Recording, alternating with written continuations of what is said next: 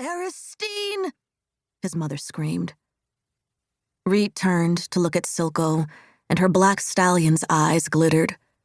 Without a word, the Aristene and Arion sank back into the shadows. Far away, in Atropa, that silent city of the Aristene, the fresh infusion of glory was strong enough to pull Farah from sleep. She sat up and placed a hand to her chest. Her heart was pounding, the glory so great she could almost hear the cries of battle, the clash of steel, almost taste the gold of it on her tongue in smooth spices and warmth. But beneath that was another taste, coppery and sinister, and under the triumphant heat, her limbs were tense. The elder of the order got out of bed and reached for a wrap of linen, then changed her mind and pulled her armor through the ether.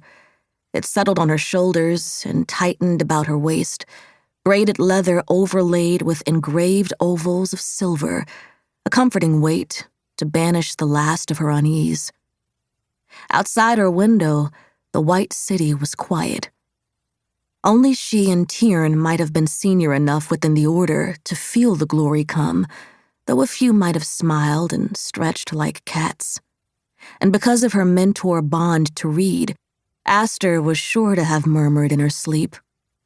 It was no mystery where the fresh infusion had come from. Glory like they'd just received came from only one source, and meant only one thing. Reed's latest hero was dead. Farah exhaled.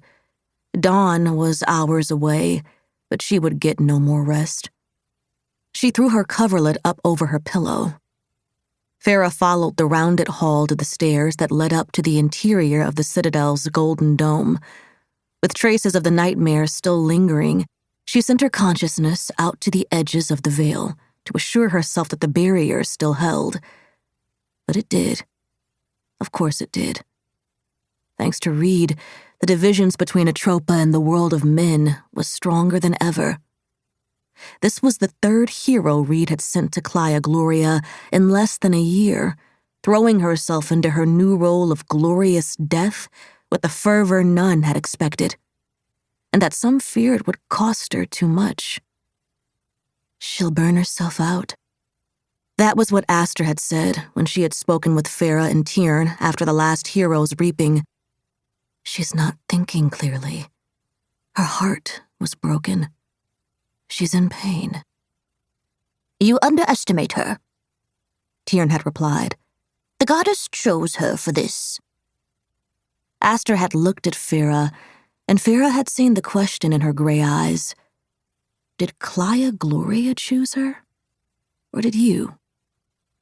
For it had been Farah who'd bestowed the gift, giving the initiate her blood to drink, and with it that terrible purpose, glorious death, which ensured that every hero Reed was granted from the well was fated to meet their end at the point of a blade, at the end of a spear, and a hail of arrows, that all were fated to die.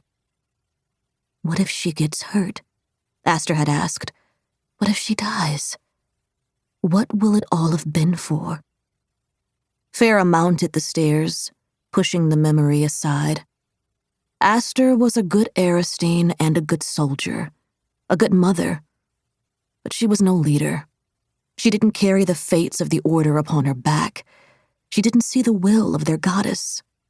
Aster saw only Reed. As she stepped up into the great space of the dome, Farah's skin prickled, not from the cold. Nowhere in Atropa was ever truly cold, but from the quiet. The high-cut windows were open and allowed air and moonlight to bounce off the walls and the floor, but there was no sound. Once, long ago, the nights had been loud with Aristene. They had milled through the streets, had crowded out the darkness with their drinking and songs, but now... Across the dome sat the sacred well, a haphazard shape crafted of multicolored stones, light-colored stone the shade of bright sand, and smooth black veins of obsidian, flat layers of dull gray shale, each piece taken from a different place.